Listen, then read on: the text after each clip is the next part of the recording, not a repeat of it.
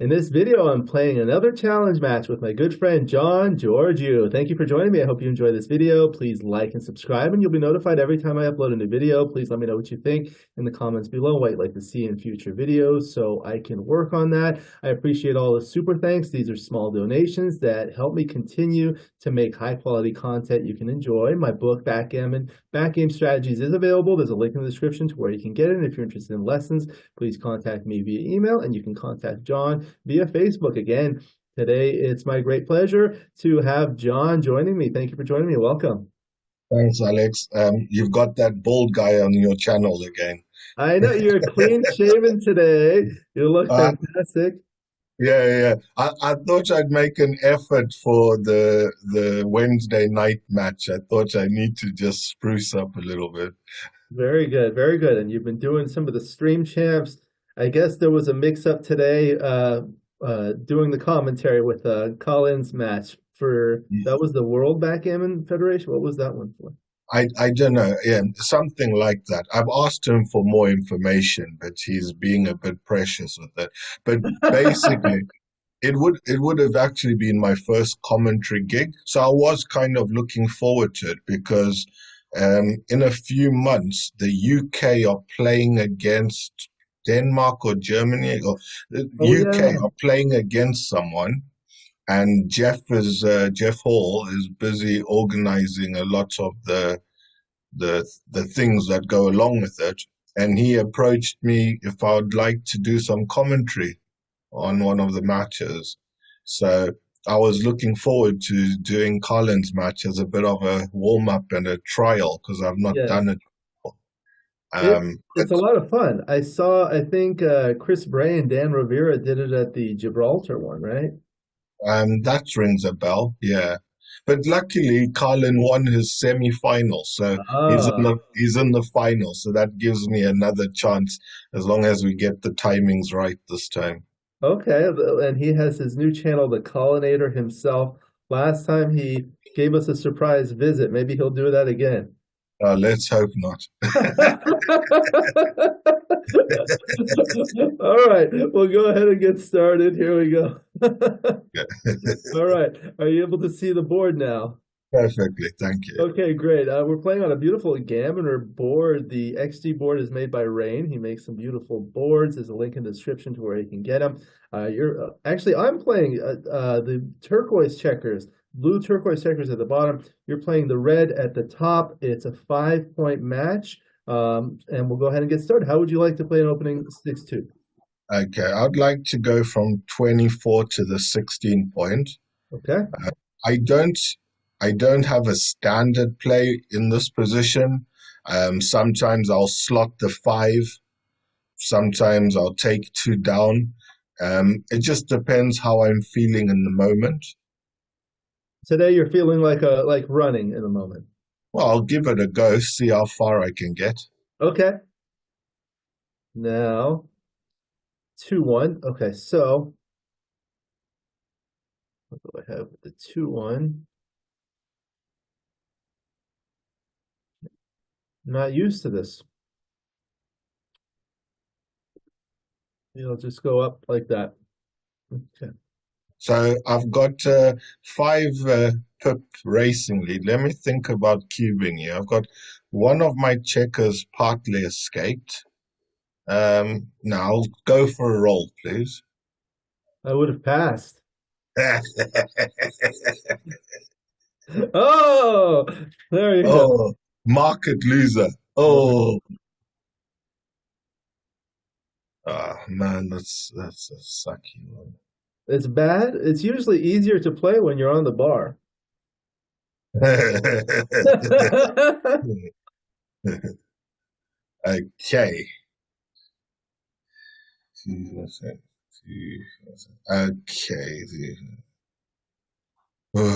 Let's go. Two from the 13 to the 7. Okay. That's definite.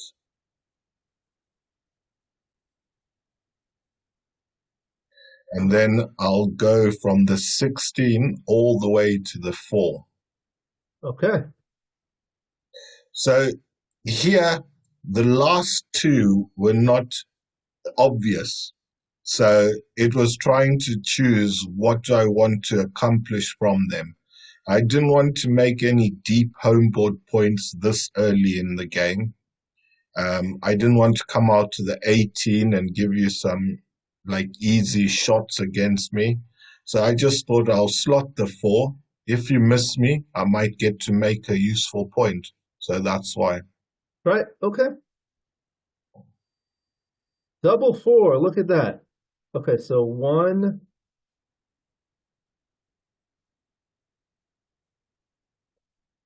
2, 3. And I think for the 4th one, I can probably step up, or I can just bring 3 down. But then what happens is this strips the midpoint with these 2 back. I can also make an innerboard point, but I don't want to break any of these points. I think I'll just make the 9 point and come up, and this duplicates the small hitting numbers that enter as well. Can I get double 6 now, please? Yeah, then it'll be easy to play. You don't want to double yet, do you? I'll wait one more roll, I think. One more roll, so you promise to double on the next one. Okay, 5-4. Okay. I think it's time to hunker down. So put 2 red ones on the 20, please. Very good. All right. 6-1.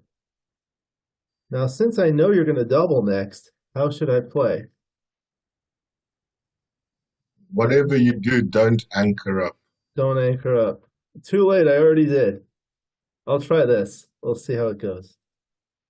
Okay, roll, please. Oh, I thought you promised you would double. I didn't promise, and when you check the recording, you can check it for yourself. I didn't. All right. So let's put that pretty checker that's on the 18 point. Let's put it on the bar. You took the bait. And then for the 6, we'll go 13-7. Very good. Okay. That's it? Let's see what happens. All right. Maybe I'll roll double 6. Another double 4. Okay. 1, 2, 3. Or what else? 1, 2, 3, 4. No, 1, 2, 3. And I suppose I don't want to come out. I guess I'll just come down. Maybe you'll roll double 6. All right. You're going to roll, right? Yes, please. Okay. 3-2. Okay. So the question is, where do I hit you? On the 16 or on the 4? I will hit you on the 16. So in with the 3, a hit with the 2, please. Okay. This is not a racing lead decision. This is that checker is a builder for you. So I want to get rid of it. If you anchor up, so be it. But I'd rather that than leave you with that builder there. Yeah, and I don't think you'd want to leave a blot in your board when you have such a big racing lead anyway. You know me, I'm not scared of slotting because you can always go to back game if it doesn't work out well. I saw that back game you played today. That was a good one. Okay. I don't know if he knew what had happened because I don't think he was expecting that kind of game from me, was he? I don't know. So this first one is forced to come in, and I think I'll just hit here. I mean, I'd like to make the 4 point, but I only have 3 aces left to play. Making the bar point isn't such an improvement. Making the anchor is not that great. So let's put you on the bar, see what happens. And then if you hit me, maybe I'll go into a back game. Okay, I roll. 6-5, look at that. It worked out. All right.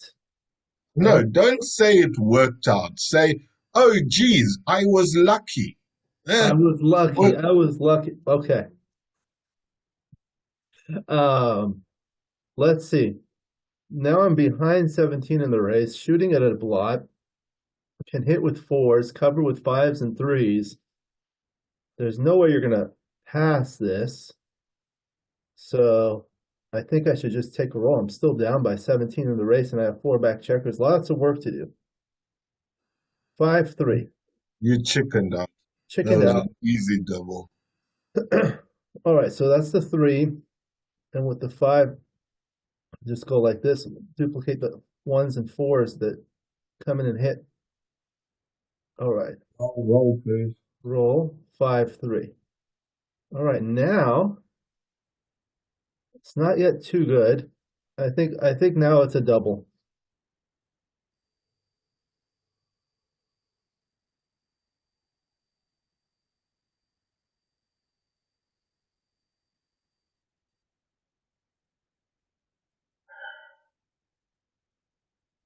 What a very unlucky sequence of dice for me. 5-6 followed by 3-5. Water under the bridge. Right. Take your 1 point. Let's play the next game. All right, 5-4. 5-4. That's me. Okay, yeah. Roll. Double 3. 8-5 twice. 13-10 twice, please. Yeah. Thank you. My pleasure. Another 5-3. Get a hit. Roll, please.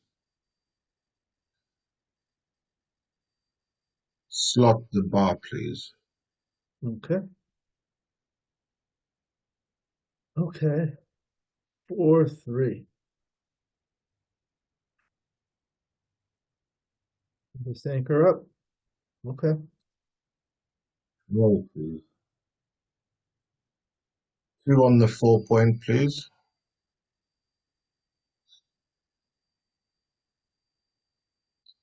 And 1 checker from the 24 as far as it will go. Okay. 5-3. I'll make the 3 point. Let's roll. Okay.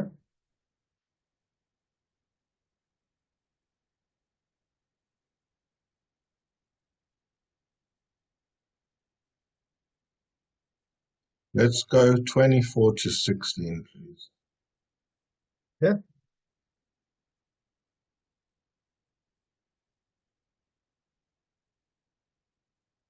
5-3. Okay, so let's see. If I do like this, I'm able to break this point, which I want to do. 2s, 4s, and 5s that hit are also duplicated to enter. And if I don't do that, what's the alternative? Something like this. It's a little awkward. I am up 13 in the race, but I think I like this one better. Okay. Roll, please. 3-2. 2. Oh, I've missed. Sure. 6-3, please. 6-3. I feel like I still have a little work to do before I can double. 6-1. So what can I do? I can play here. I can play here like this. This is the safest, I think. What else is there? Yeah. Okay.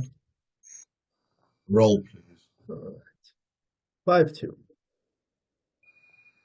Another miss from me. How is the misses? 10-3, please. 10-3. I had a friend who used to say that when someone missed. Okay. So not yet. Double 2.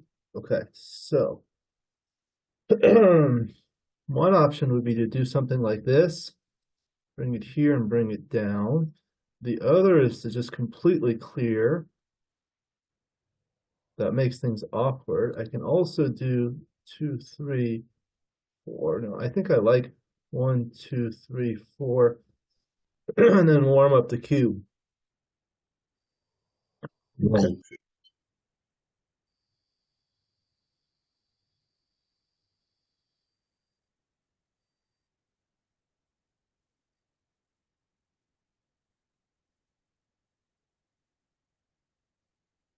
23-20 and 10-4.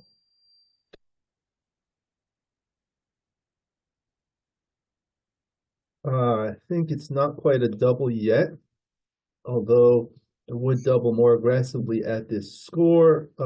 I'd like to have two checkers on the midpoint to make it easier to clear. Also, this owning of the 11 point is going to make it challenging to break it, given the anchor is here. So I'll roll 3-1.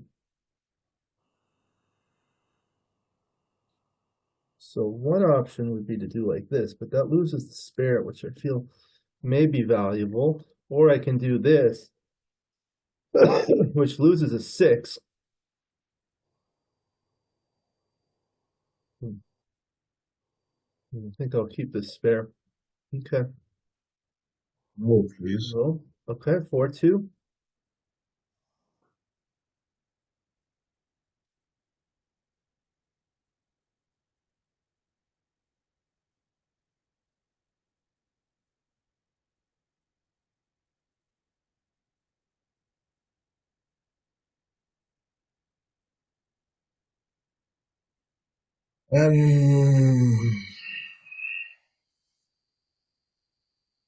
I'm trying to work out if giving you a checker, one of the spares on my 20, I'm trying to work out if, like, providing it as a sacrifice would benefit me in any way. But I'm not really seeing it. So let's just do a boring play of 4-2 and 7-3, please. Okay. 6-5. Just got to run from there. That would have been an example of when putting the checker there would have worked. Right. Okay. Anyway. 6-4. Right. I'll take that spare all the way, yeah. Boy, yeah. Okay. Now I feel like this would normally be good for a double. I just don't like the fact that I have this point here. That's going to be a little difficult to clear. 15 pip lead in the race.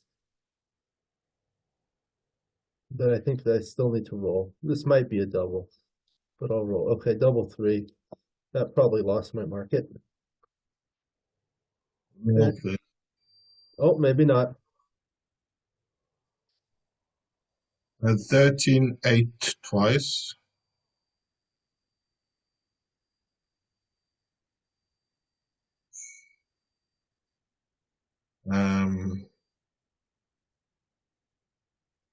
Yeah, I need to keep some spares. 6-1 twice. Really? Didn't want to bring 2 in? I didn't like the points I'd have to put them on if I did that. Which one would that be, like this? Yeah, it's just I've now stacked the 3 point. I think I probably would have made this play myself because the race is actually relatively close. So getting those crossovers might be helpful. Okay, so we'll see. This is the play you like, is that correct? Yes, please. Okay. 5-3. So can't clear this one. I can do something like this, but this would leave me odd here, so then double 6s would leave a shot. I could just make the point. But then that strips this point, makes things a little awkward. Let's see.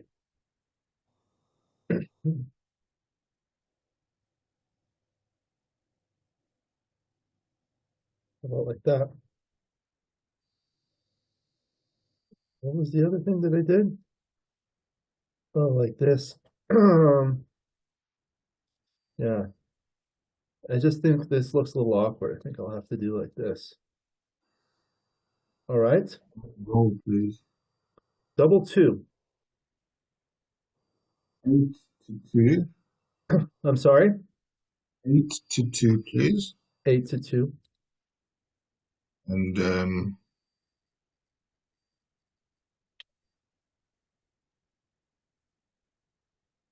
10 to 8. I don't want to slot the 6 because if I do get a shot and I hit it, it gives you a nice a nice thing to aim at. Not only do you come in, but you send a checker back. What about if you were going to do that 1, 2, 3, and then like this to keep the checkers on 2 points? Yes, that is something that I thought of as well. But from a racing sense, I thought that wasn't that efficient. I know it's only 2, but I just thought from a racing sense it wasn't that good. And what about something like making the board and just bringing it in? You're down by 7 in the race. The problem with this is now I don't have 6s. I'd have to break my anchor whether I choose to or not. So then another option would be to do 1, 2, 3, and either 3 to 1 or 4 to 2. Keep a 6, but get the crossovers in case you need to race.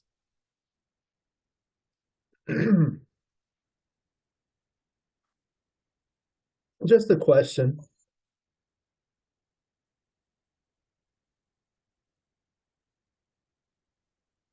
I'm happy enough with 10-8, so Okay, very good. All right, so now still, I don't think I'm quite ahead in the race yet, although you do have some buried checkers here. I have 5 crossovers to come in. You have 2, 4, 6, 8 crossovers. I think the race is a little too close. I think this may be another double, but I'll take a roll. 4, 1. Okay, so I'm gonna clear this and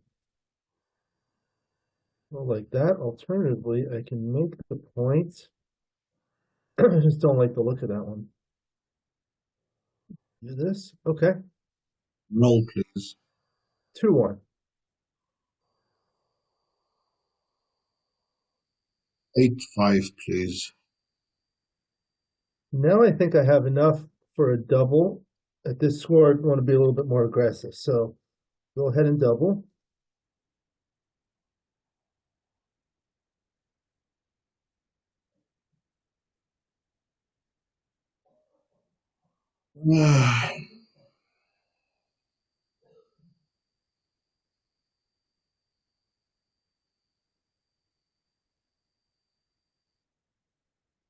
I don't think I'm racing very well, so I might just let this one go. I'd rather you're on 2 than on 3. You're on roll and you're already nine in front. So whatever you roll, you're going to be at like 15 plus or so.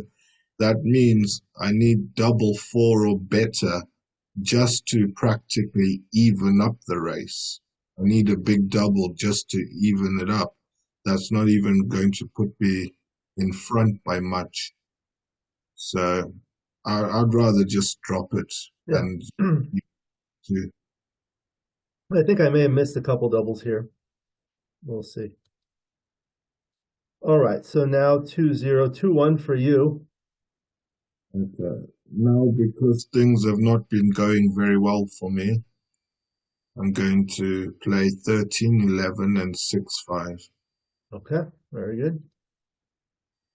6-4, perfect. Okay. Roll. So not quite yet, especially at this score. 6-4, I'll just run the other one out. Roll. 5-3. Come in on the 20 point and slot the 5 point. All right. I played that because I had no 5 I liked if I came in on the 3. Right. I mean, you could have played 13-8, but I understand. Puts another checker there. Okay. So I don't think I have a double yet.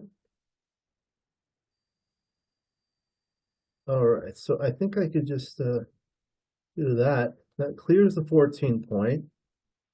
Does give sixes and fours, but there's a blot on the other side, so I think that's fine. Roll, please. 5-2. Oh, I've missed a game. Oh my. Wow. Funny how other people don't miss. Good idea. I've never missed a shot in my life.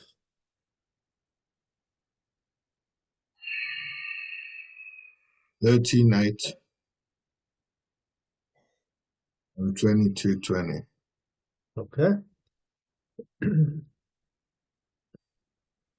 4-2. Just make the point. Okay. Roll, please. Double 3. 8-5. 6-3 twice. 13-10 once. Okay.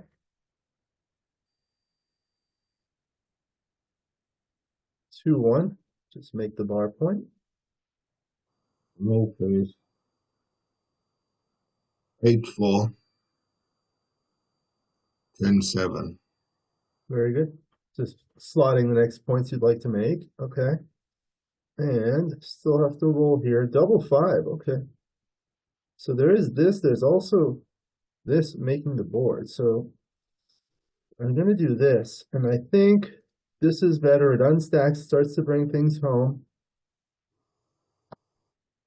Roll, please. Double 4.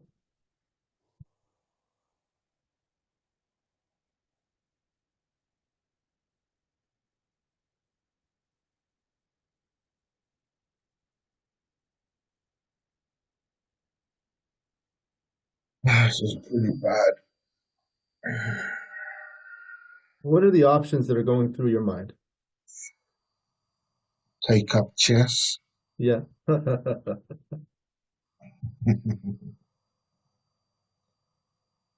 You see, I'm behind in the race, so I need contact. So if I play 24-16, I don't twice. Oh, twice. I don't see that this will give me enough contact. You should be able to get past me relatively easy. So I I think I must stay on the 24. I don't want to give up the 20 points either for similar reasons. So it looks like all my fours have to come between the 13 and the 7. I have to use those checkers. But then, what do I do after that? Because I don't have the timing to maintain those last two positions. Right. This double four's a bit fast for me. It's quite unhelpful, really. So I feel like very torn between what I want to do, what I can do, and what I should do. But we have to do something. So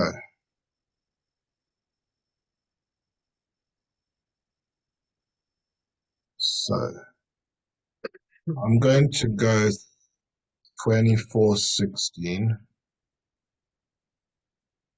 with one checker. Then I'm going to do 8-4 and 7-3. Yeah, So certainly now reasonable. my plan is just to try to be a nuisance for you. Right. Yeah. What I was thinking is like, yeah, you have to play 4 fours. The first one I would play this and then think about the other 3. And I think that's certainly reasonable to play like this. Okay. So do I have a double yet? This is what they call the dragon with the tail when you have an anchor and a goalkeeper. Okay. And how about when that dragon with the tail's vaping and blowing smoke as well? That's true. That's true. You know, your image is not going to be visible on the final product, but I see that. Okay, I don't think that's a double quite yet, especially given the score, but okay, 5-1, just simple. Roll, please. All right, 6-4. Mm. Very, very awkward.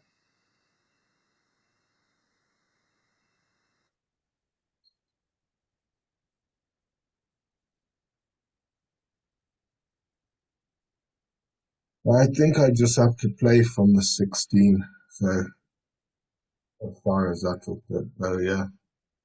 Okay. Now I feel like, if you didn't have this goalkeeper, it would be a pretty clear double. That being said, it might still be a double because I still have some market losers. You have this stripped midpoint. You're going to have to do something.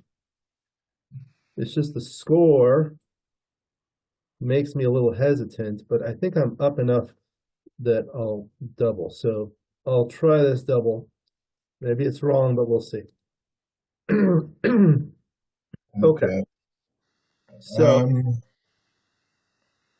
Yeah, I hate to keep passing, but you're getting in positions that are a lot more advantageous.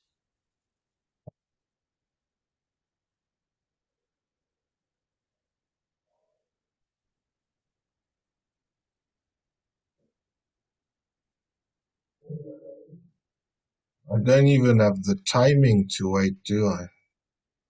Mm. All right, look, I, I don't like it, but I feel like I've passed twice already. I'm gonna have to make a stand at some point, so I'll take my chances now. I'll okay. take. Okay. It's Six, not a very scientific formula, but I understand. So 6-2, I can go like that. That gives you sixes 5-1 and 4-2. Alternatively, I can do this, gives you aces. It does stack this, or I can do something like this, or even make the ace point. But I don't think I like that. I think I like this the best.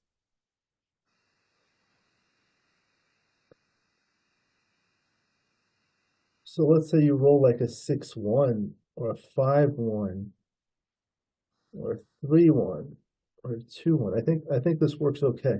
I'll try this. So now you own well, the cube, so let me know. I will, thank you. But I've got to check on the bar. Let me Right. try and hit you before I Okay. pick the cube. 4-2. So the 2 is 4. Of course, I miss 2, please. 6-2. Yeah. Okay. So 3-2-3. I'll cover and 2 that. Okay. Okay. Roll, please. All right. 2 of the 13, please. This is part of the reason why I doubled because I thought you would have to give up something and it may make it easier for me to clear the midpoint ultimately. Okay, 2-1. So I think it's just I could play like this, but I think this does kill a checker, but win some more gammons. You might come in on the 5 point. You might dance. And this is not very productive at all. Okay, I'll try this. Roll, please. 5 Out, please. out. Okay. 4-2. So hit and continue. That'll Of win. course, you don't miss when you've got a shot. I don't miss. That's No, true. only me. 5-2. I come in on the 2 and cover the 2. Very good. 6-2. Uh-huh.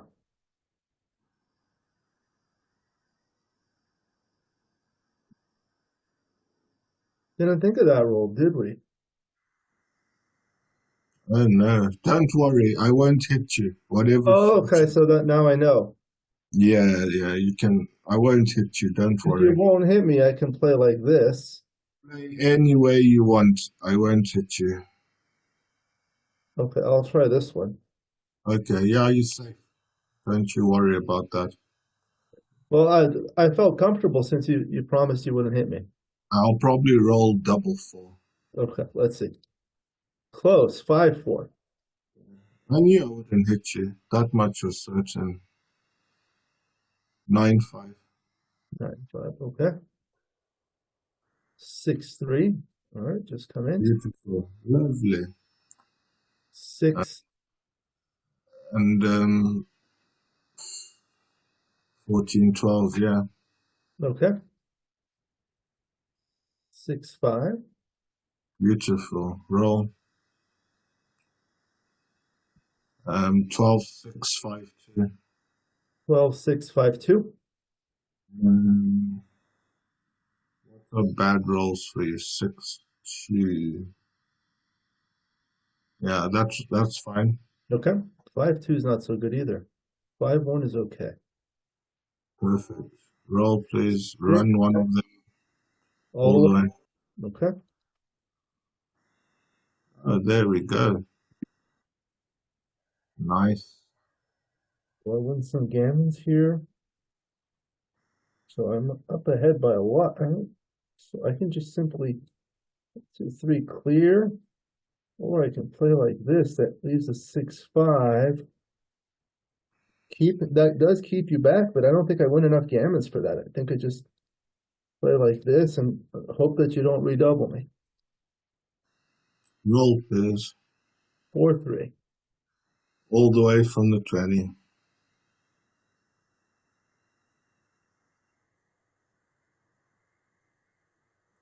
13-5.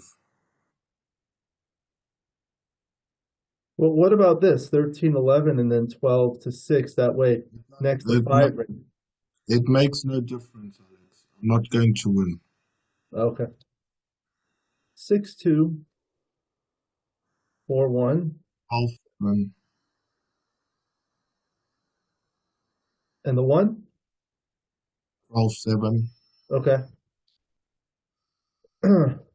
For some reason, your voice is sounding a little muffled, so I apologize.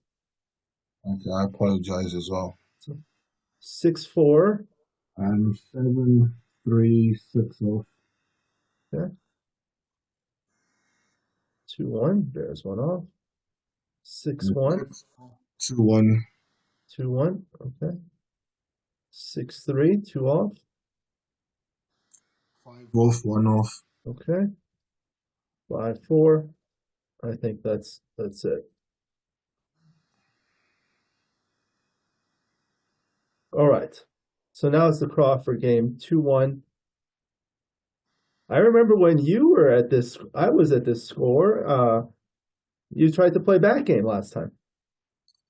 6-5, 6-4. Aha. 3-1. Okay, so here I can make this, but I know this one. Now you get your back game. 3-2. 2-1.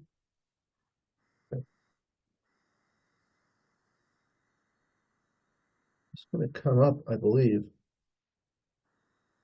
All right, now you have a 6-5. You didn't ask me if I wanted to cube. Well, it's Crawford. You cannot. I'm joking, Max.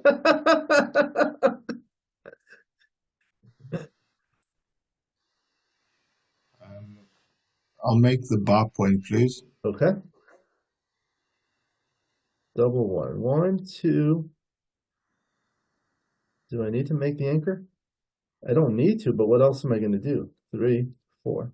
Okay. Roll, please. Double 4. 13-9 twice. 13-9 twice. And 8-4 twice. 8-4 twice. Okay.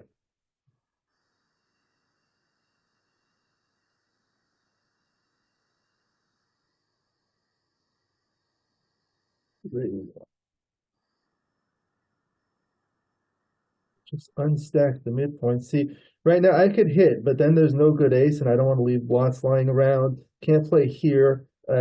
My biggest liability is this big stack of checkers. I can bring it down with the 3. I would prefer not to bring it to the 9 because that brings you in direct range of a double shot, but there's no alternative, so just play like that. And I miss as well, don't forget. So you're safe. You got it.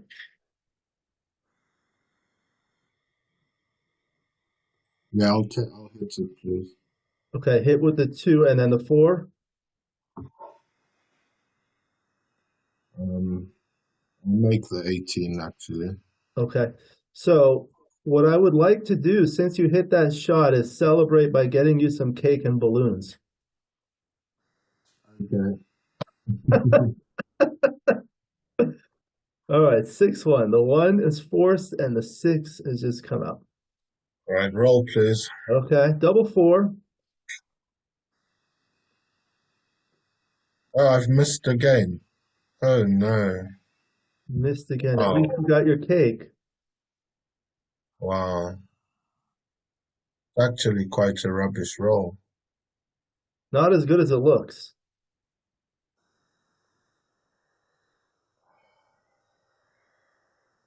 Absolute nonsense. Absolute.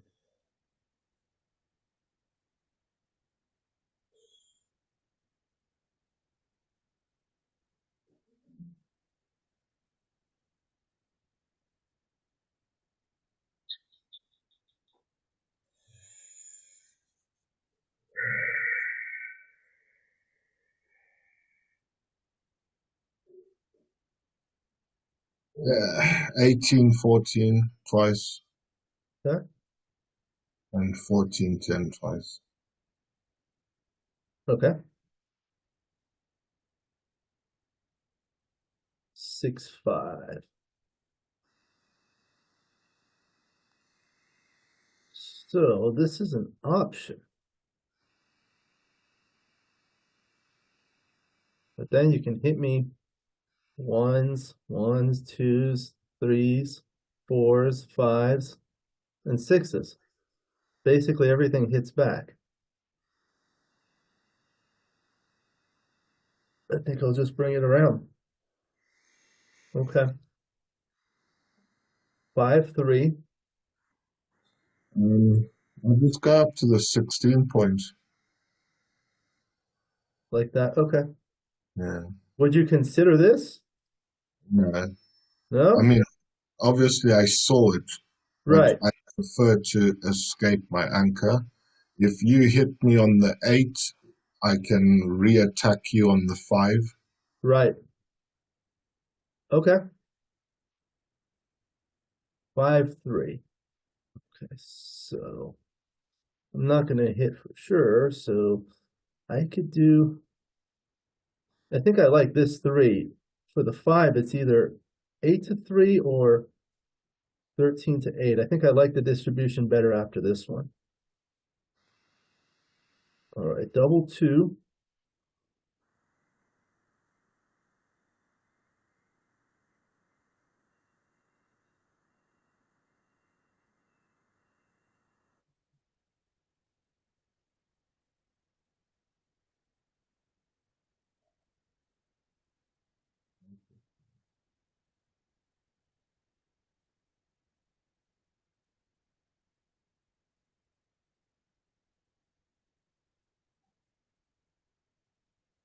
So 13, 11 times 3,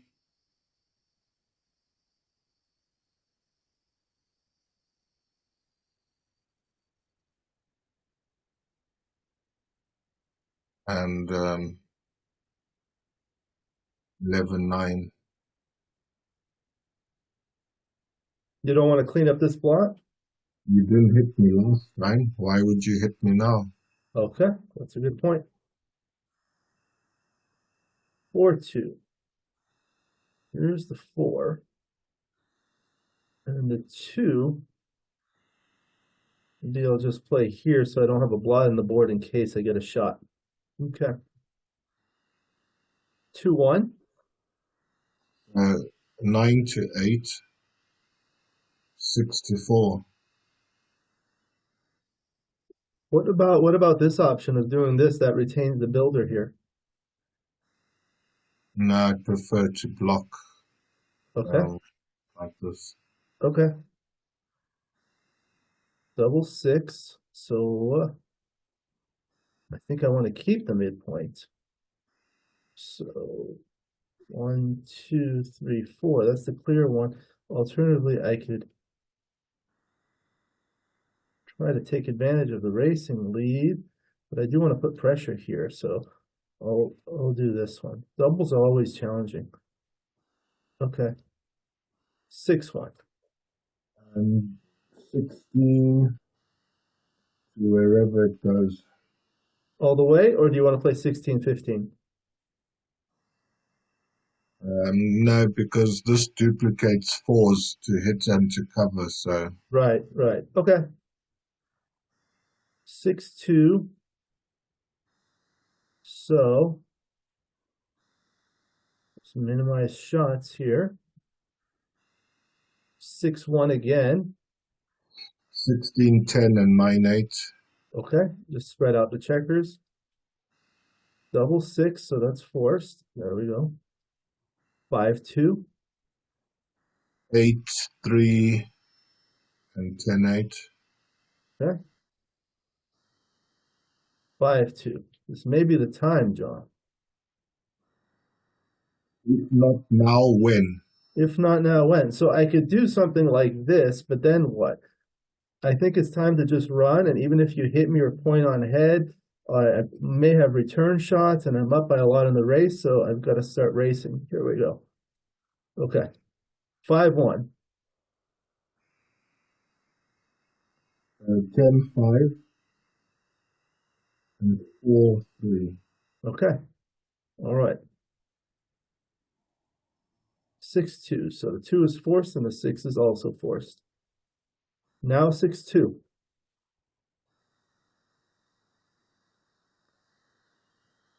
11, 5 is definite. Okay.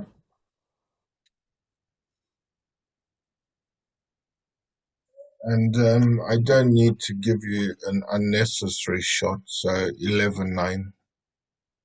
Okay.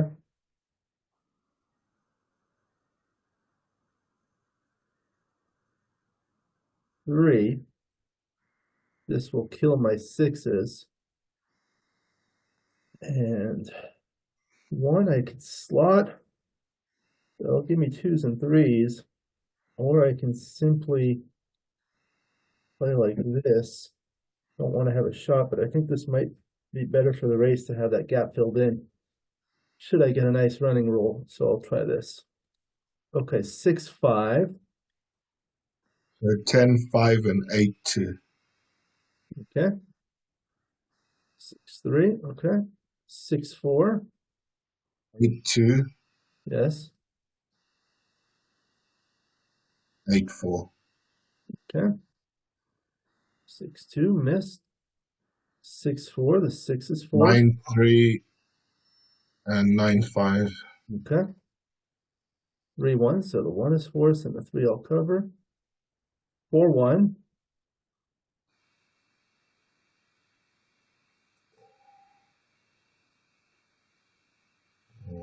I don't think it's worth hitting you. Yeah. So 9-4. 9-4. I think I would have hit here. We'll see what the analysis shows.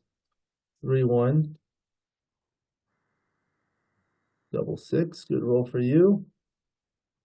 4-2. 3-1. Hit and lift. Hit and lift. 3-1 again. 5-1.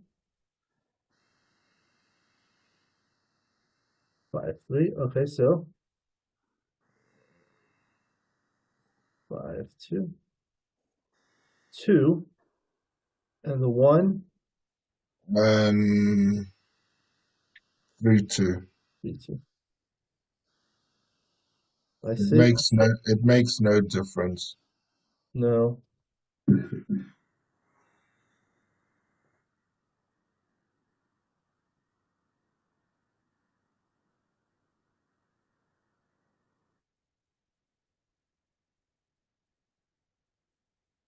Okay.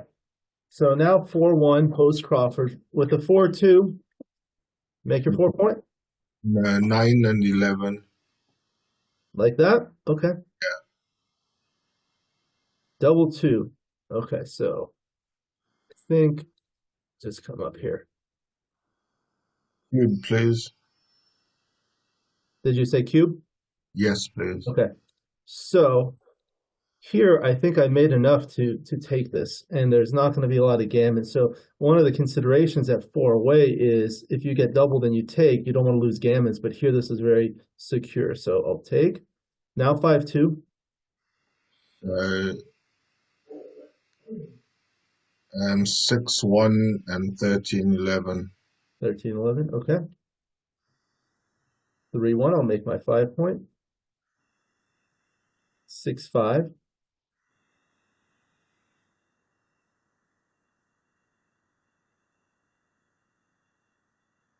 Mother's leap, please. Wait, okay. 5-3. So I think I just bring 2 down here. I believe making the 3 point is an error. 3-1. 9 point, please. 4-1. I'm going to make the 9 point. 6-5. Lover's leap, please. Right. Yes, sir. Double 3. Okay. So what can I do here? 1, 2, 3, 4. Okay, make a point, put the spares there. That looks good to me. Yeah, 6-2. Interesting.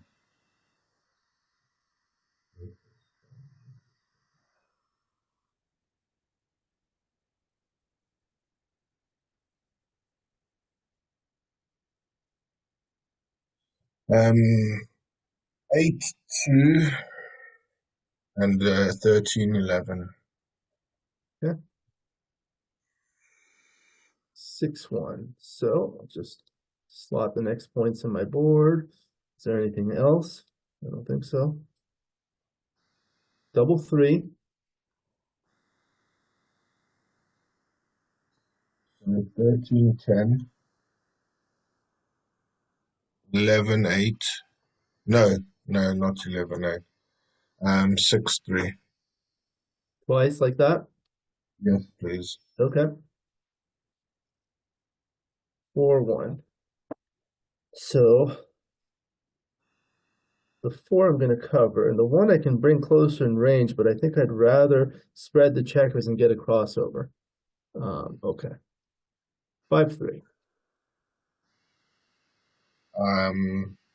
Clear my 9 point. Yeah. Double 3. Okay. So let's see. 1, 2. What can I do? I can't do something like 1, 2. No, I don't want to do that. So 1, 2, 3, and just bring them close. Okay. Another 5-3. Yeah, so this time I'll play 11-8 and 6-1. 11-8 and 6-1. Okay. Double 5. Can't move there. So 1, 2, 3, 4. That plays itself. 5-2.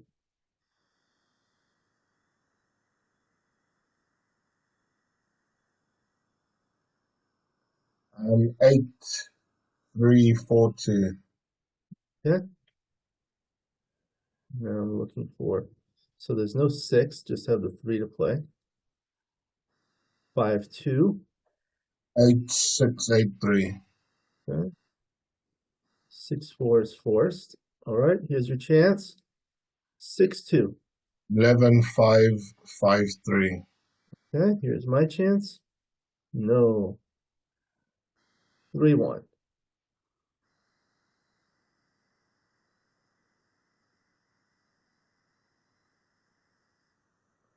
6-3-11-10. Okay. 4-1. So stay back. Let's go there. Although, I mean, I could go up, and if I roll a 6, I'll be able to come out. You have relatively poor distribution with a gap, but I think I could stay back and still do a lot of those things. Like a 6-5, 6-4, 6-3 still run. Okay. 4-1. 10, 6, 3, 2. Double 4. Okay, so 1, 2, 3. This is going to be a race. Double 2. 10, 4, 10, 8. Okay. 1, 2, 3, 4.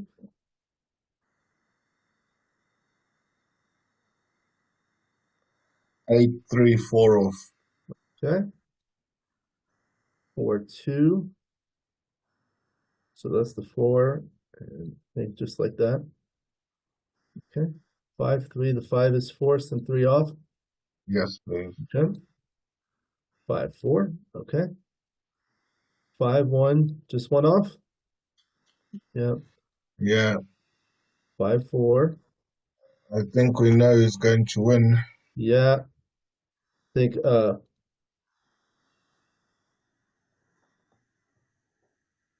6, 3. If this is the last game, we'll take a short break. I'll use the restroom. 4, 3.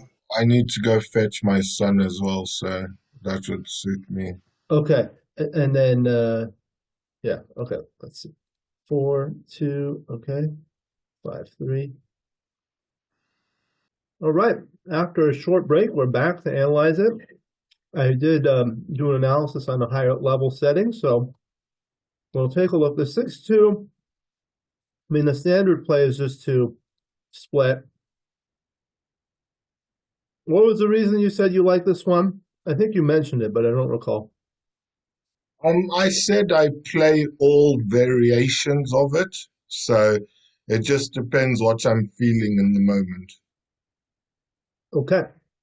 Then with the 2-1, yeah, I wasn't sure about this because I wasn't used to this opening, but that was the right play. And then the double 6 was nice. Of course, you had to make the bar point, right?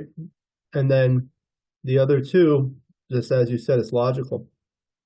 Okay, good. Then I rolled a double 4 from this position. So the first one was to come in, and then I made the 9 point and decided to go up like this. Yeah. Resulting in this position. I mean, did you think there was any other like reasonable choice here? Of course, the first one is forced. Now, when you played it, this was the one I was hoping you'd turn your mind away from. Yeah, It made the most sense. I did look at this option of bringing 3 down, Yeah, resulting in but your check on the 24 is still virtually trapped then. So it's stuck, coming right? up, Right. yeah, Okay. So then the 5-4 was clear to just anchor. And then the 6-1. This was interesting. I just came down, but it liked the safe play of just playing behind, resulting in this position. okay. Yeah. Then your 6-2 was hit. Look at that. It liked hitting, and then after you hit, just exit. Yeah, Result. sure. I mean, why I chose 13-7 was because it puts an extra builder there. I don't know where you're going to land in my home board. Right. So I was thinking that, I could use that as a way to attack you and maybe point on you. Right. So to me, that felt more valuable than clearing the 5.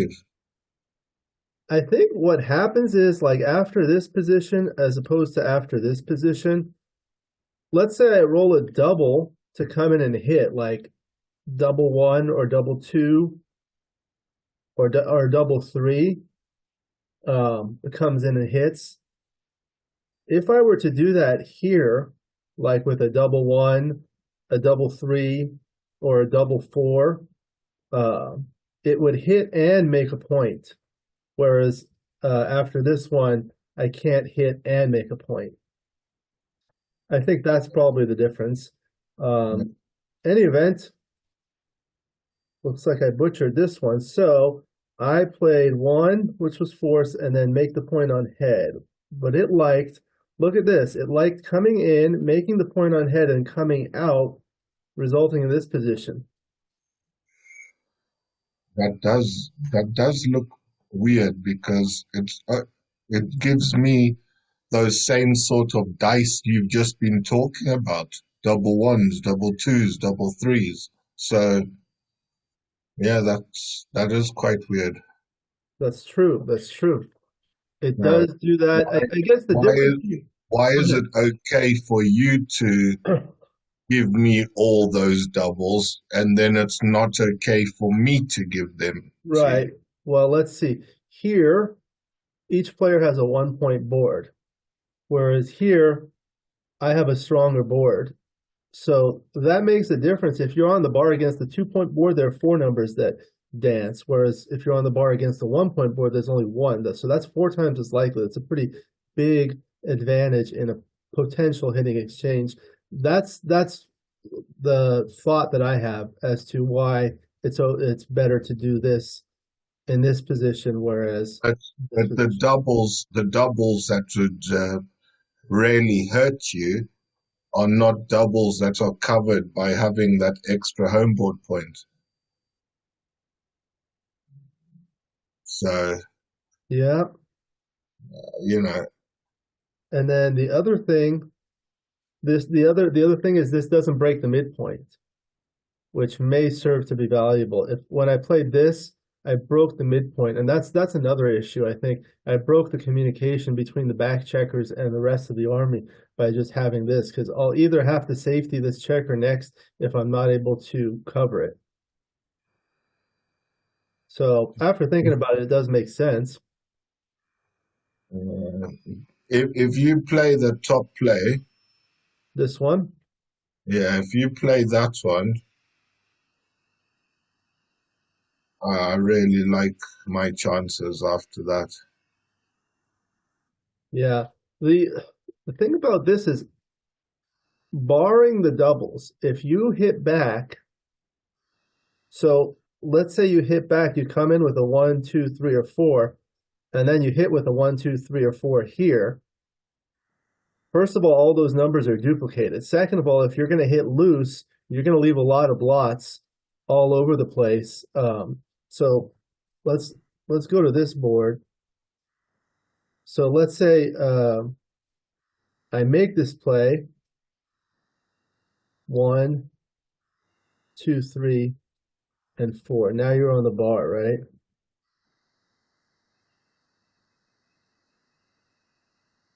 Let's see how your rolls look.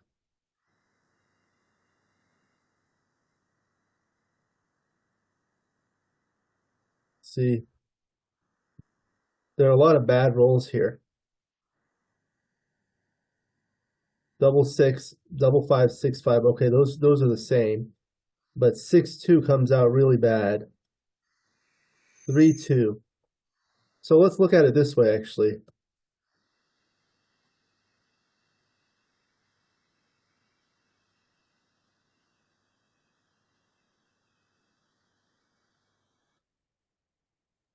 There are a lot of like medium rolls here, but there are a lot of good green rolls over here.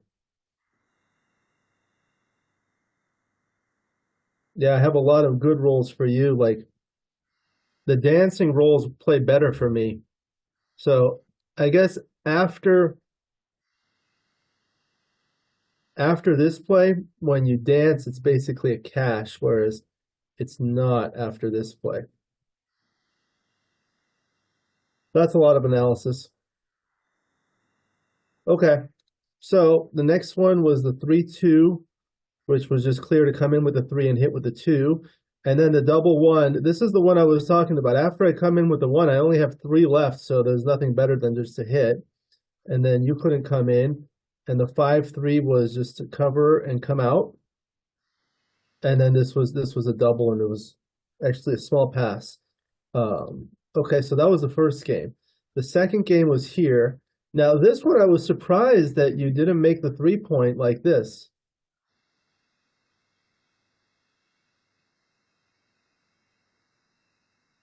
What made you want to make the 10 point? I don't know, Alex. Okay. I don't know. The making the three does look much better. And then your 5-3, instead of hitting me on the 8 point, Yeah. it's a dancing number. Right. I don't know. I agree with this one. I should have played 6-3. Okay. So then after this, I actually did roll a 5-3, which hits. And then you rolled a 6-5, which you played down, but the preference was to try to come out, resulting in this position, trying to go for the high anchor. And I kind of see this because again, remember when we said I had a 2-to-1 board advantage before? Now you have a 2-to-1 board advantage, so you want to kind of provoke a hitting exchange. Mm. Or you I'll look at these situations more in the future because I'm I don't have a problem slotting homeboard points, but for some reason I kind of have an aversion to slotting the 18 point. Um, I make mistakes like this quite frequently because I just don't rate slotting that point. But I must see about incorporating it into my game more. Yeah, I think like if I hit loose after this, like with a 6-3, 6-4, 6-5, then you're going to have a lot of good return shots with two here. But if you had made this play, if I hit loose, your return shots are going to have to break one of these points. That's like another level to look advance into. Okay. So let's carry on the 4-3. I actually had trouble with this one. I was thinking, this is what happens to me, John. When I don't get enough sleep, sometimes I overlook plays, and I was looking at possibly doing this play, Okay. resulting in this because I saw the three hits and that safety, but then it took me a moment to see this play. Yeah, that, but once you saw it, it is clearly the better play. Right, right. Okay. And then the double two, this was a good roll. You made the 20-point anchor and the 4 point, so that was good. And the 5-3 was just to make the 3 point. And then your 5-3, let's see. You came out, it looks like it preferred this play, resulting in this position. That kind of leaves the goalkeeper. And I guess this does keep control of all quadrants of the board. When you make this play, now if I roll something awkward where I can't do something in the outfield, I can play behind.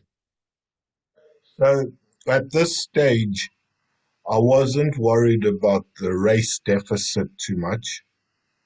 And I didn't want to vacate the 10 point because it was part of my barrier to your checkers on the 8.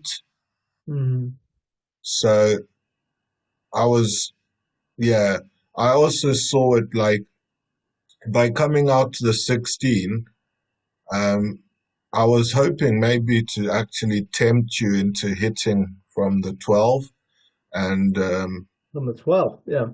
yeah, and just, maybe helping my timing a bit because now I'll have to start breaking my outfield points, all of which I wanted to maintain at this moment.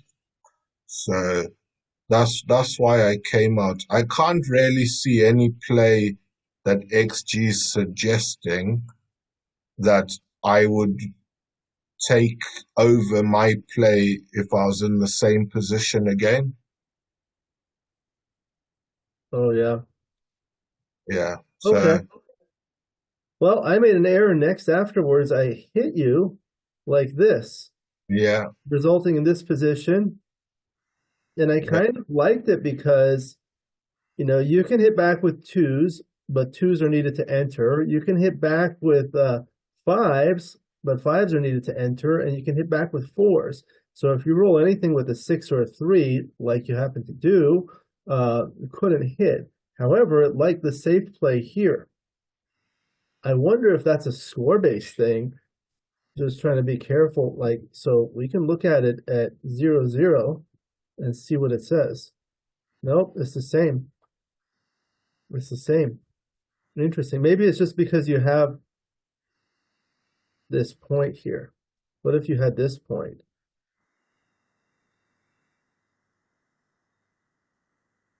It gets a little bit closer, but what if you had 2 points like that instead?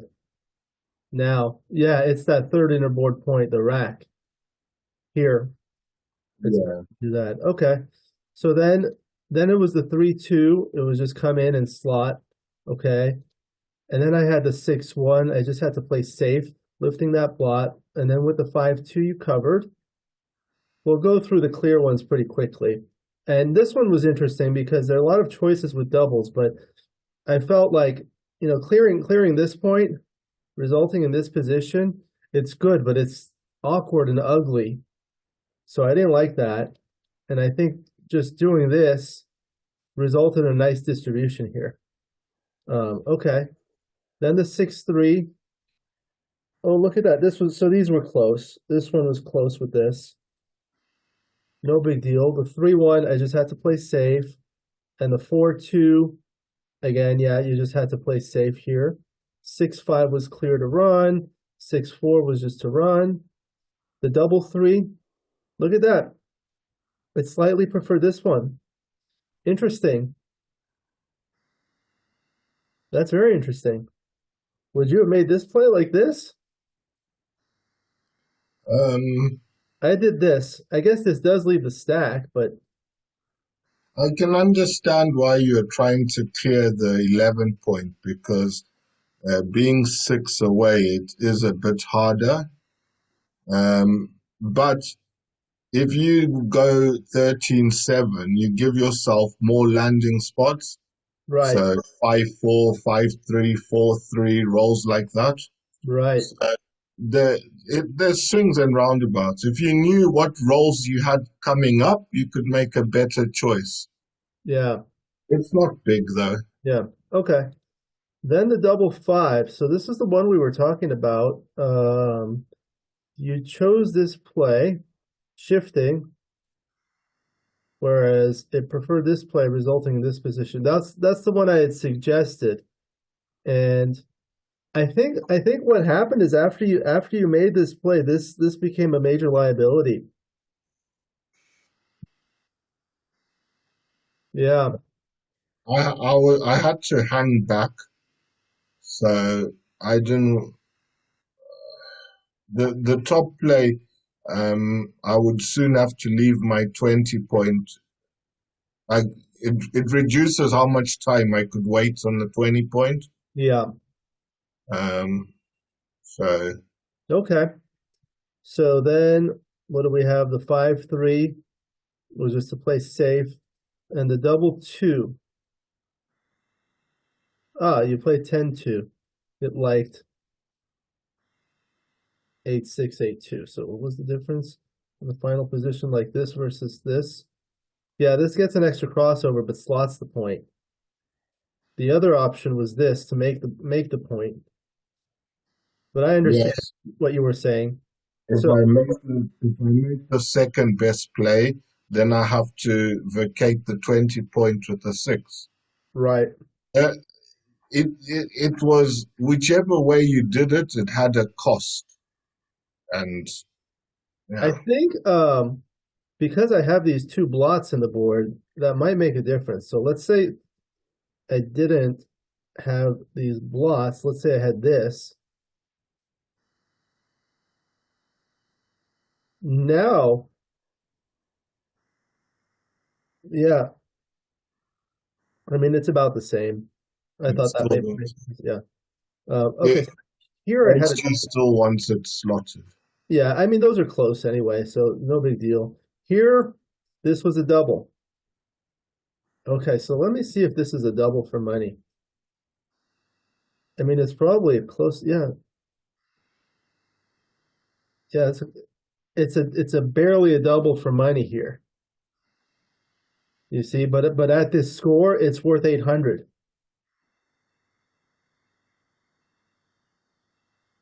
Okay. And what's it worth at money?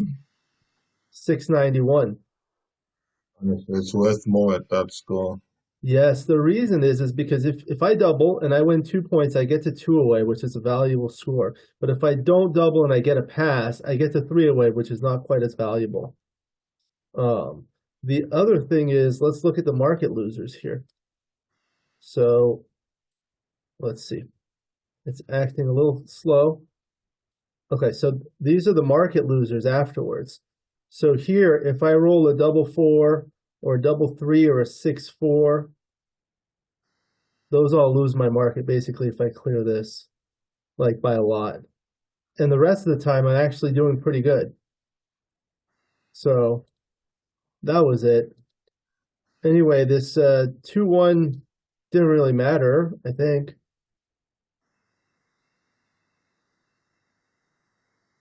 It wasn't a big difference. And this one turned out to be actually still a take. Look at that. Because of the race. So one thing we can do is see what would it take to make it a pass. Let's say you had a bigger racing deficit.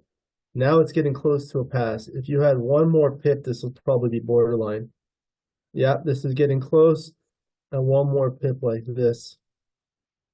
Now it's a borderline pass. So in this position, it's still a take with a 9 pip racing deficit, but here with a 12 pip racing deficit, it's a borderline pass. What happened here? Oh no. Yeah, it's a borderline pass. These are actually the types of exercises that I like to do. Do you ever do these types of exercises to see what change would make it a pass? No, because to me that's nonsense. If you're 9 pips down or 12 pips down, to me it's the same thing. So if I'm allowed to pass when I'm 12 pips down, I'm allowed to pass when I'm 9 pips. Well, 9 pips is what percentage of 77? I don't know off the top of my head. It's a little more than 10%, but 12 is even more. So that's part of it that I think about. So would you, let's see, so you would take this. This is borderline. What if it were like this? Would you take it like this? Now it's 15 pips.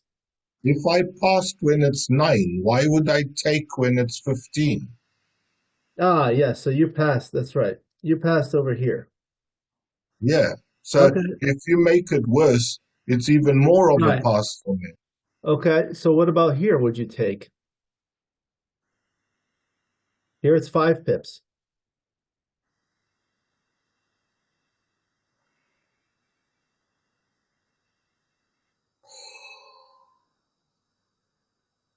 Um,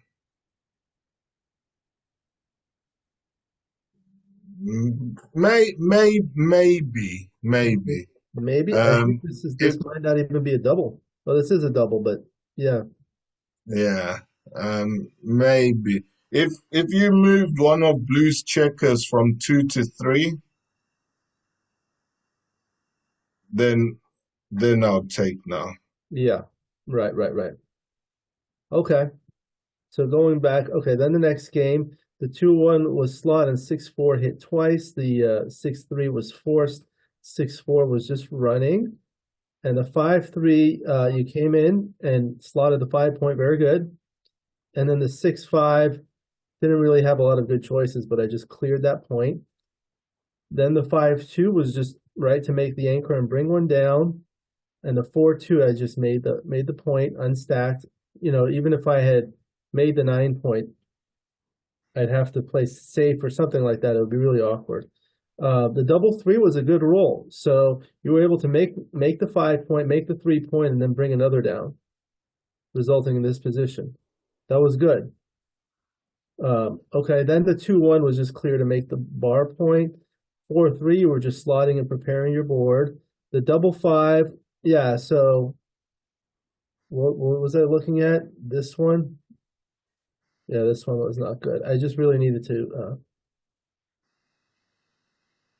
let's do the plus on this one, yeah. I just had to unstack and bring it in. Now the double four, this was the original position.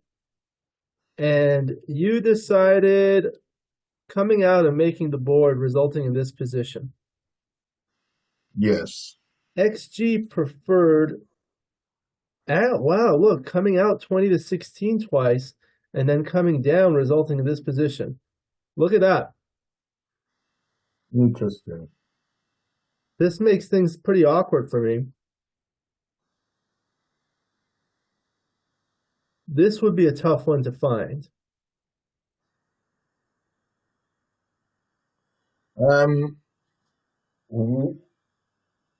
Wouldn't you cube me after this play?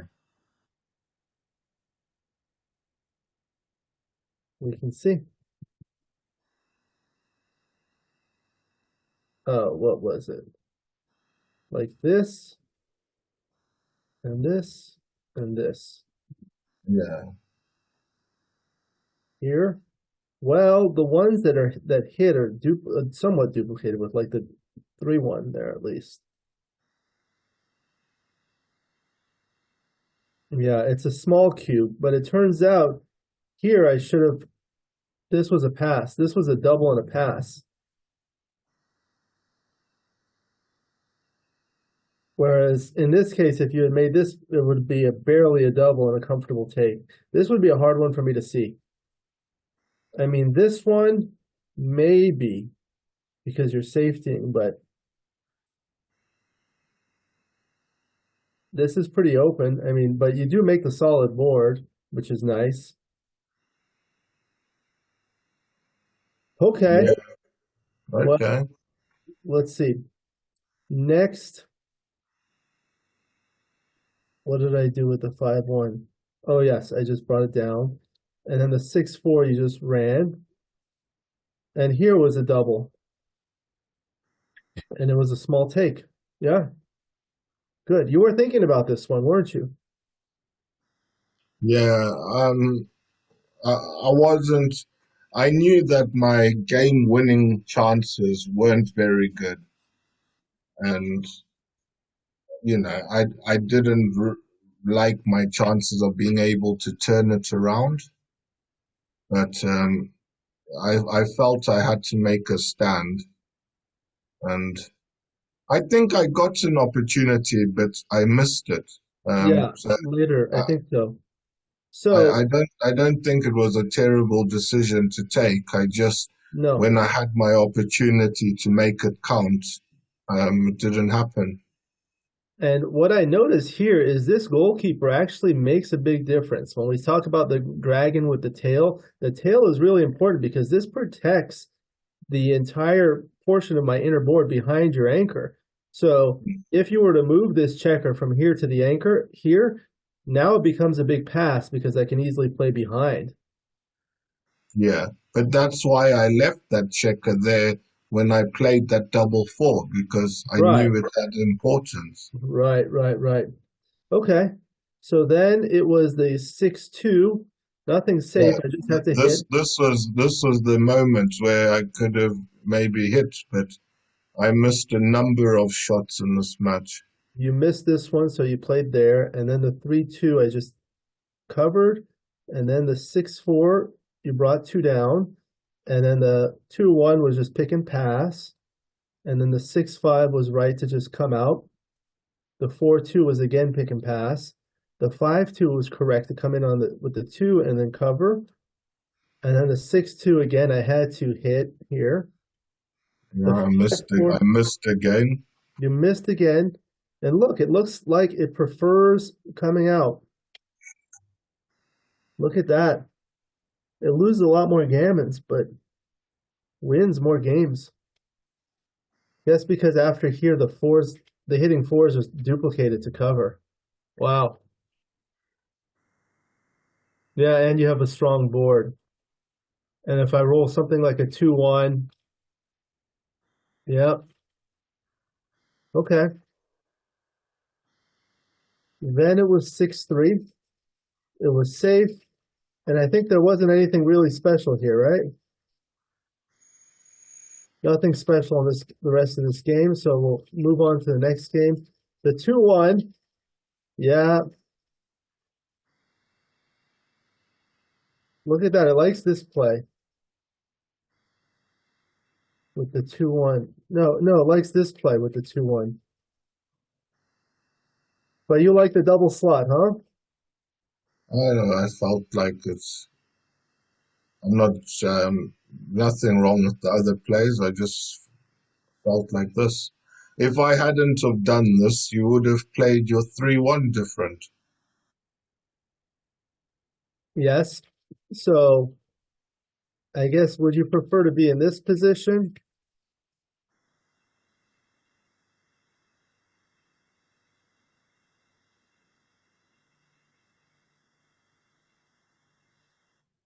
So would you prefer to be in this position or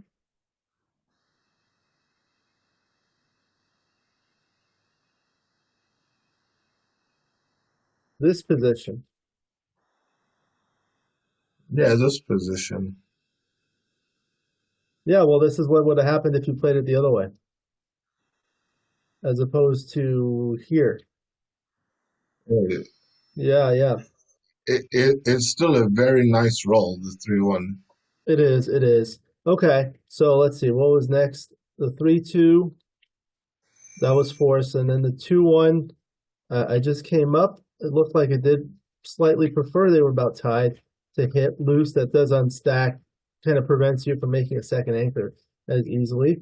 Anyway, the 6-5 was clear to make the anchor. And the double 1, I just had to do that. And then the double 4. So let's see. Yeah, I like just doing this.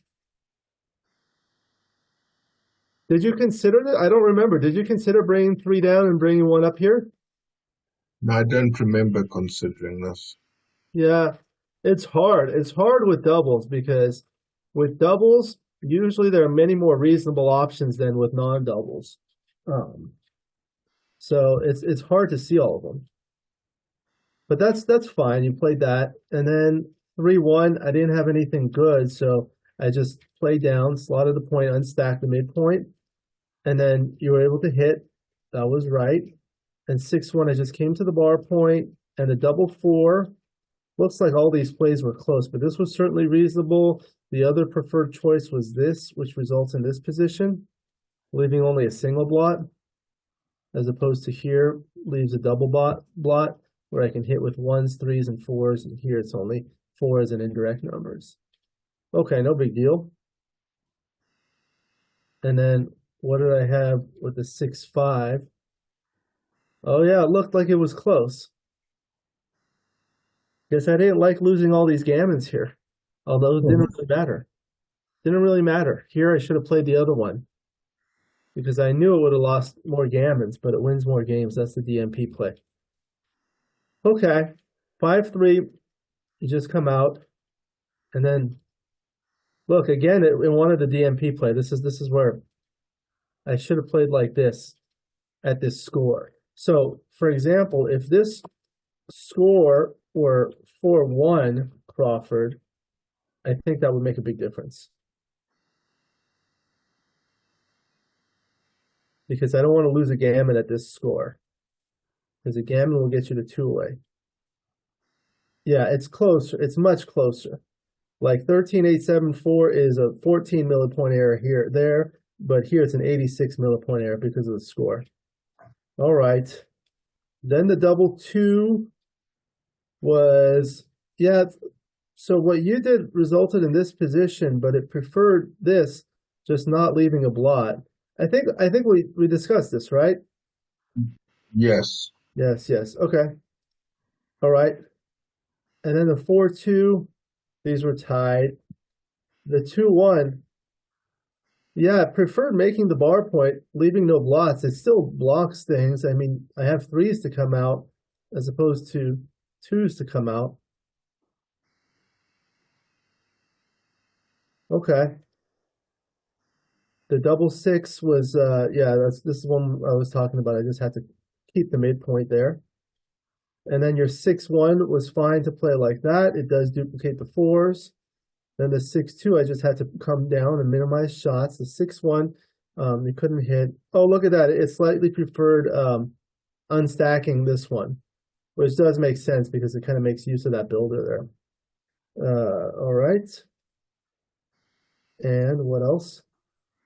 Then the double 6 was forced. The 5-2 was fine. Okay.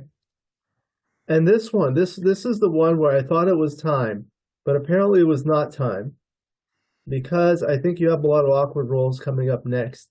It preferred the safe play like this, resulting in this position.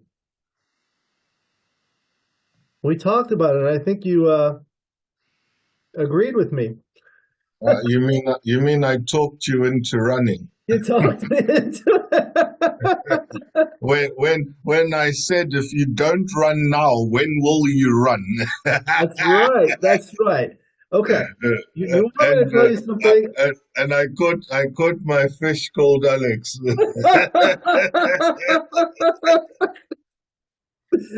So I'll tell you something. This is my favorite thing about playing with you because we can talk each other into making bad plays.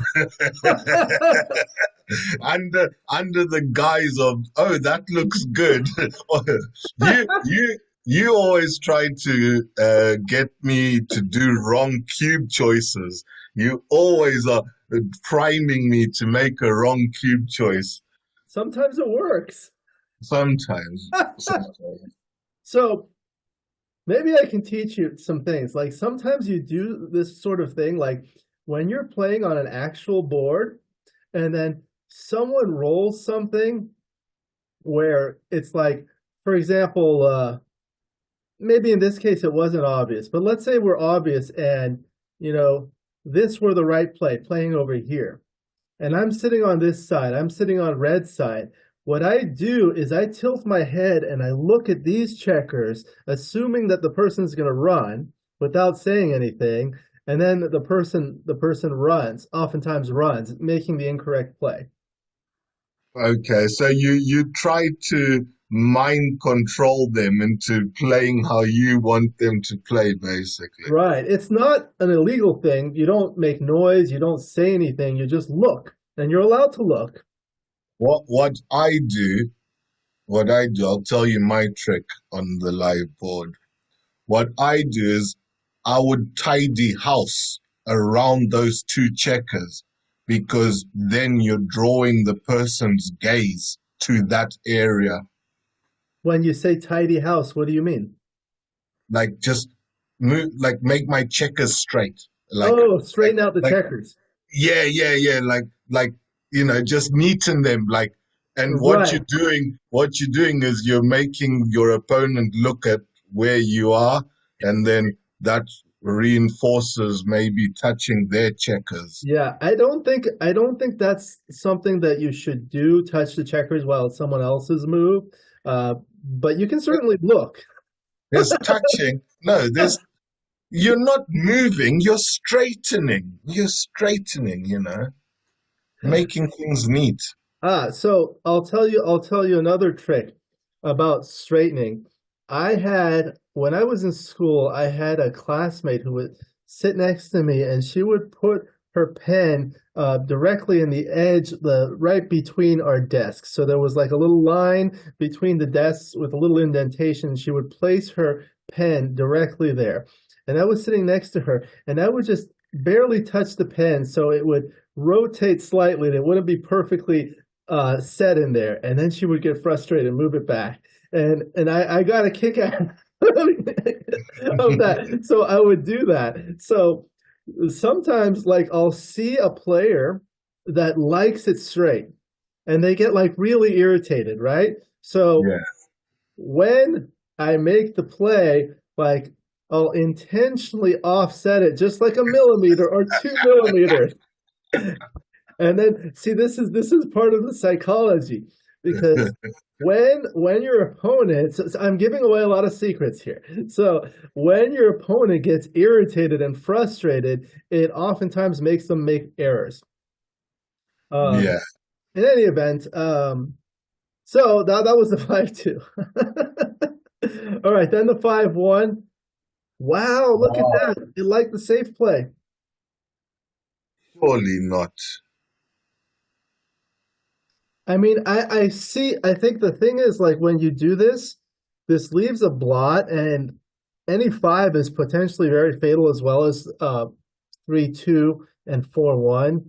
Um, and even if I like if you do this, it's still really hard for me to come out, and then you may be Look, able to look, protect. look what you rolled next. What did I roll next? 6-2. So if I hadn't have hit you, Aha. look, if I hadn't have hit you on the five, look 6-2 would at have your come out, 6-2. You're gone and I'm behind in the race. but I may have rolled something different. Maybe. Yeah. Okay. Uh, Yes, you have to take your chances. I thought this was a very brave play. it was. It definitely loses a lot more gammons, but that's irrelevant at this score. So I can understand that aspect of it at least. But I would have at least seriously considered your play too. If you go back to XG's recommended one, Yes. now we don't have spares. So when we hit on the five, it has to be perfect. It has to be 6-3, 6-4, 6-5, 5-4, 5-3, 4-3. It has to be like one of those combinations. Whereas the other way, we're just going to try to cover the five when we miss. Right, So right. There's uh, also the combinations that pick and pass, like 6-1, 5-1, 4-1, 3-1, 6-2, 5-2, 4-2, 3-2. I think that's a it comes out to a lot of numbers, but yeah, I can see that. These ones are very difficult because you have to think about a lot. Okay, so let's see what else. Then I did roll the 6-2, and then you rolled the 6-2, which what did it like? It liked 11-5 and 9-7. Wow, look at that. what on earth is that? So I think I see the merit in this one because, like, after this one, if I roll a 5, I'm pretty much home free. But after this one, if I hit a 5, at least you get a shot. And if I don't roll a 5, you have four covers. Whereas here, if I don't roll a 5, you don't have as many points to as many rolls to make the bar point. This is something like you don't have a lot to lose, but you do have a lot to gain by making that prime. I've seen these plays, and I think they're very difficult to find. I mean, just now when I hit you and left you with a five to hit, I was punished. Here I leave you a five to hit, I'm punished for it. Then two moves on, I'm supposed to leave you a five when it would be just as detrimental being hit. Well, here you can make a solid 6 prime, whereas here you cannot. That's I think that's Here a you're on the bar. yeah, that's true. But even if I come in like with a 1 or a 2, I can still exit with a 6 or a 5 subsequently. Whereas here, if I don't roll a 5, you have a lot of numbers to make the look at this. Yeah, Ones, twos, threes, and fours make the prime. And if you can't make the prime, sixes and fives will hit. So if you roll like a 6-5, boom. yeah, yeah. Yeah. Okay. So let's see, what else was there? The 6-5 was hit. Oh, and it looked like it preferred the distribution of this one. So the one you selected leaves an odd checker over here, whereas the other one leaves it like this. Not a big deal. Not a big deal. Okay. And then what else? The 6-4. There was nothing much here. And that was pretty much it for this game. So let's go to the final game. Um, Yeah, the 4-2 here was, why not just make the 4 point?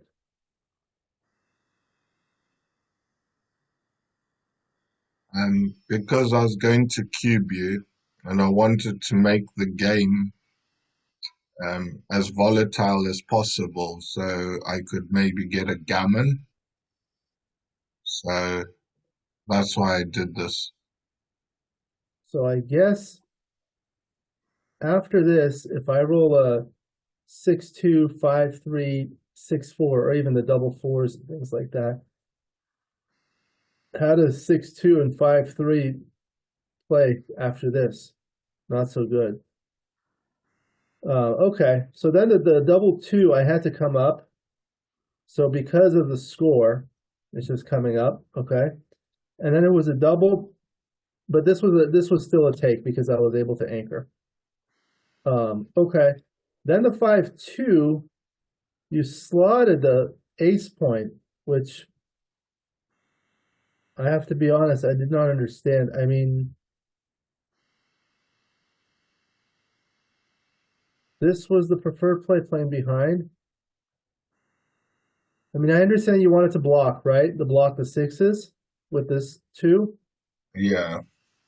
but then the 5 was a little deep. So, Even like 9-4 might have been better. so after I block your sixes by playing 13-11, what choice do I have for my 5?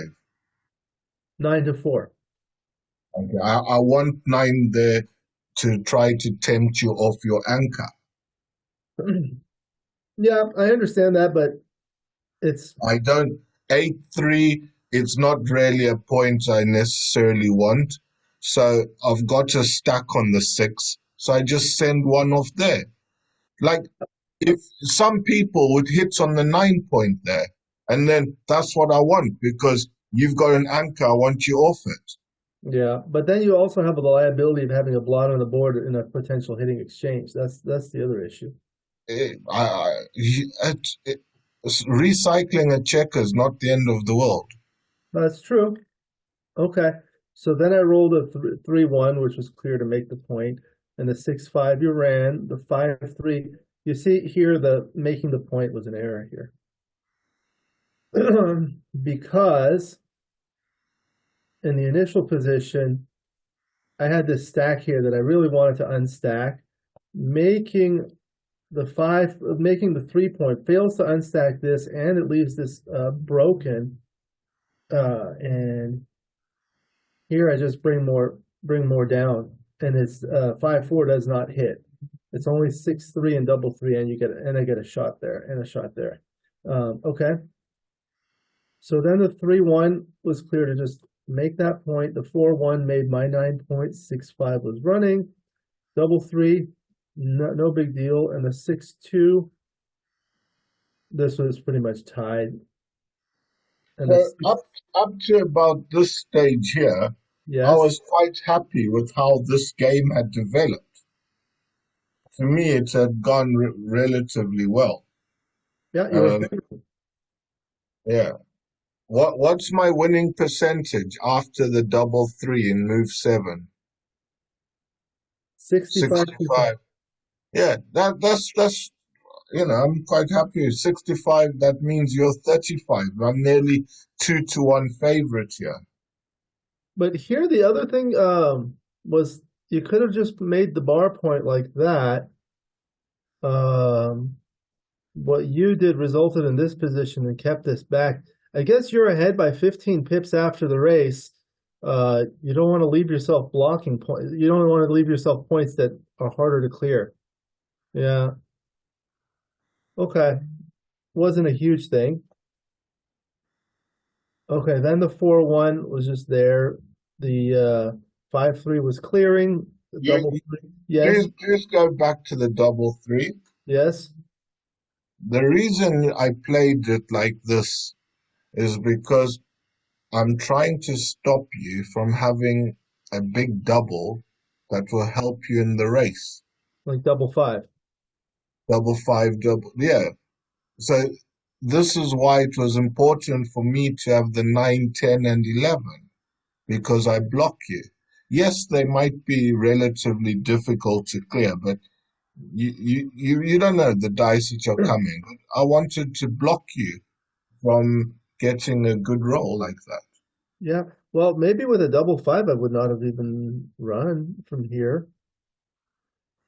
Why? You'd after if you got double five, you'd be 5 pips up afterwards. You would run.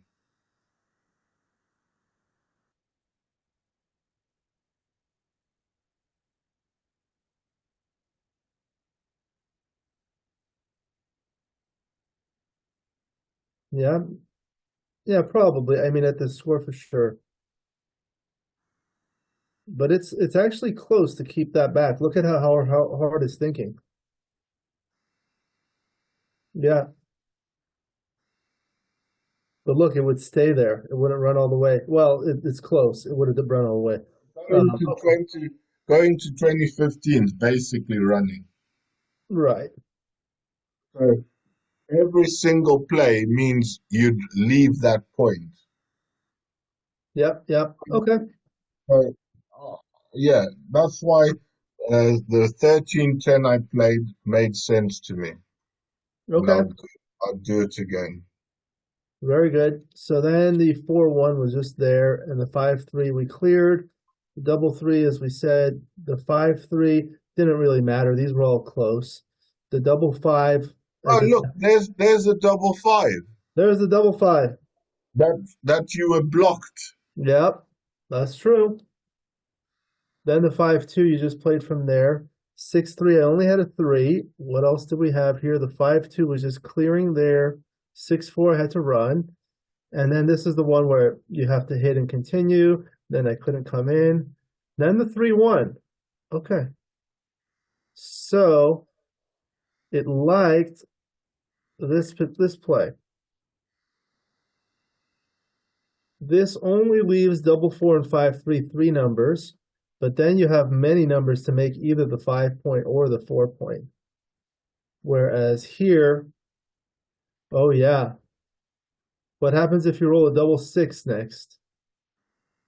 Or a 6-5? Wow, that would be really bad. But here you can handle those numbers.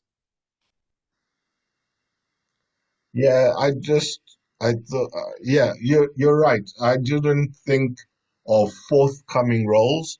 I just thought of immediate roles. One leaves some shots, one doesn't. Yeah, But but it's yeah, hard. It's hard to count all the numbers. Um, but sometimes, like in terms of pattern recognition, when you have a strip 6-point and 3 out here, there's a lot of bad things that can happen. Okay, so then we had the 4-1. I just had to stay back, although advancing was close. Then the 4-1 was safe. Double 4 was a great roll for me. And then the double 2, it looked like it preferred, you did like this, it preferred making the 4-point. Let's see, as opposed to here. Yeah, double 5s plays better the other way. So if you have double 5, you bear one off here, but not here. Okay. Then the double 2, then there was nothing really special here. And that was it. So this time I won, so we're even now. yeah, yeah. Are we ever going to play with real dice? Real dice? I mean, we can. It just takes like much longer. I guess you know how to put it in, right? Oh, you have it there. It looks like it's a little out of focus. Okay. Uh, So yeah, so that's like a baffle box, right? yeah. It's a baffle box. And then are you able to take your camera off the computer and then aim it from above? I've got a separate camera. Oh, okay. Are you able to? That's where my hand is holding it here. That's where that's where this camera sits. Uh-huh, uh-huh. But I mean, we're just playing for fun. you and me, we're just playing for practice. We're Yes. just playing for learning. So I'm not going to cheat you. If I say the dice is what it is, that's what it is. Because sometimes it's like you don't like the dice that you get, but does that not happen when you're using regular dice too? Yeah, of course, you can get some bad rolls, definitely. But for me, I've got a mental illness where I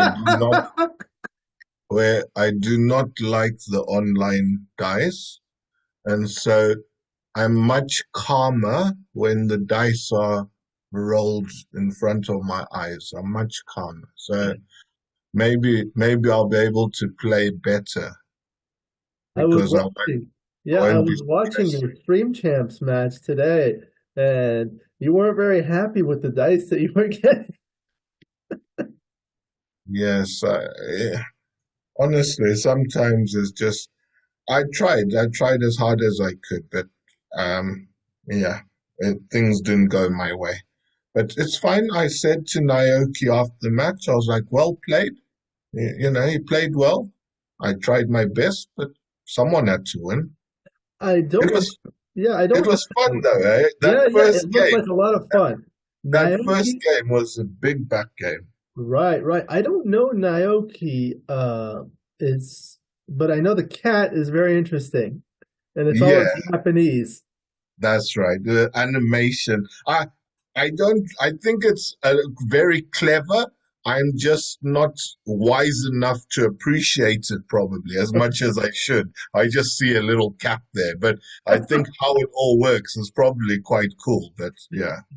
Maybe it's a Japanese thing. Sometimes in certain cultures, animals have like some sort of symbolic meaning or something. I don't know. Yeah, I cannot imagine Naoki's ever played a madman like me. He's probably played people who are quite orthodox, and he must have been thinking, "What is this guy drunk or something?" But I always think there's method to my madness, even when there isn't. Well, I think no matter what, there are people that are unhappy with the dice. But I know in Japanese culture, and I've spoken with Mochi about it, people, the Japanese players that I see are much more calm than, other players. And it's just like they don't get happy when they get a good roll. They don't get upset when they get a bad roll. I'm kind of that way too because I know, like, I've played maybe over 100,000 games in my life, and I know, like, sometimes no matter how good you play, you're going to get a bad roll, or your opponent's going to get a good roll, and there's nothing you can do to control that. The only thing you can do to control anything is decide on your plays, whether they're checker plays or cube action, and let the rest to the dice. So Yeah, yeah, I've gotten to a point where it's like I don't care if I win or I lose anymore. Of course, you're happy when you win a tournament. It's prestigious, it's fun, you win money. Um, but it doesn't bother me as much as it used to, and certainly not as much as many others. I think I understand what you're saying, and you know me. Like if I'm not playing, I'm just a happy person. It's You not. are. Nothing's an issue. But when I'm playing, I'm really competitive. I want to win. So when the dice are not conducive to winning, I get frustrated. But it's it's just my character. We're all different, and I'm not deadpan. I'm emotional. It's a roller coaster journey when I'm playing, and that's how I am. So Yes, and that's actually one of the things that I really appreciate about you that most people are unaware of because they don't interact with you face to face on a video like I have done many times. They see things on social media. Okay, so you may have an opinion about this or that, but other than that, you're a wonderfully pleasant person. Additionally, you do so much to promote backgammon that it's like I wish there were many more people like you. yeah, thank you. Yeah, thanks, Alex. Yeah, I bring a bit of color and yeah craziness to the game, I guess. I But enjoy it. I mean well. I know I I've played sometimes, and you can hear your opponent huffing or puffing about the dice, good in a good and a bad way, and it's not that pleasant. I accept. So I I actually feel when I'm online, it's safer for me to be how I am because I'm not directly in front of an Right. opponent. But when I'm playing a live match, I think I do try to temper myself as much as possible to not impact the playing experience of the opponent. But online, if you're on your computer and I'm on my computer, I can jump around as much as I want because I'm not directly impacting you. I heard a story one time. I was doing an interview with Mochi, and everyone knows who he is. And I don't know if you know, but there was a point where 10, 20 years ago or something like that, he was studying and he was trying to improve, and he was living with falafel. Do you know who falafel was? Yes, I've Right. So watched a few videos of him. yeah, Yeah. so Falafel was one of the best players, and unfortunately, he passed away a few years ago. He had cancer, but Mochi lived with Falafel in Israel, and they would train, and he would go watch Falafel play. And, when he would play other people live, his face would be like a rock, no emotions, he would play. But when he was on the computer, Mochi said one night he was asleep in the other room, and all of a sudden he hears yelling and cursing and really loud noises, slamming the table in the other room. He wakes up, he goes to the other room, and Falafel's on the computer losing again. And he's like that on the computer, but not in person. Yeah. It makes sense to be like that in the comfort of your own home than out in public. But yeah, I try to stop doing that. I guess people notice, like when they're watching me play against the computer or whatever. I don't really have emotions because another thing is when you have emotions and display it, it can get the better of you, and then sometimes the opponent can use that to their advantage. And sometimes I do those kinds of things, like when the opponent is getting irritated, like I might say things or do things to make them even more irritated. Like Yeah. like if they roll a double six from the bar, I'll say, "You're rolling such lucky doubles," or something like that.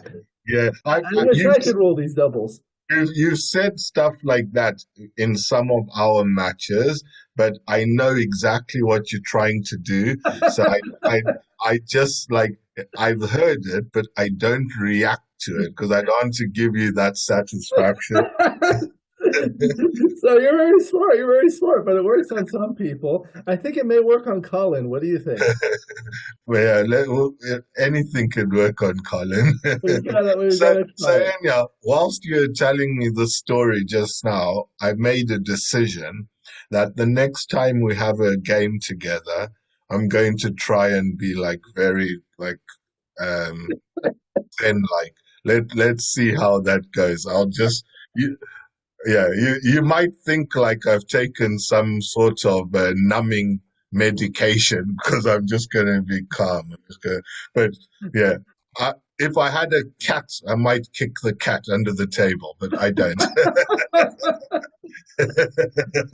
All right. Well, wonderful. It's always a pleasure to see you. Any final comments before we conclude? No, thanks for the match and well rolled. All right. Thank you. Thank you very much. Well played. It's always a pleasure to see you. It's always fun to play with you and speak with you. Congratulations on all your work with the Stream Champs and the Cheltenham Backgammon Club. Keep up the outstanding work. Congratulations. And I wish that, as I said, there are more people that put forth efforts like you, even though, everyone has a life and you have work and you have two kids. So thank you for So, so do you, and yet you devote a lot I as well. So do. I do. Thank you. thank you too, Alex, for My everything pleasure. you do. My pleasure. They say, if you enjoy doing something, you'll do more of it. And, for me, it's been things have been a little bit slow in the office, so I've had more time on my hands. I actually did a lot last year, like writing an entire book and doing many other things. So thank you very much. I appreciate that. Thank you to you, and I'll see you soon. We'll conclude the video.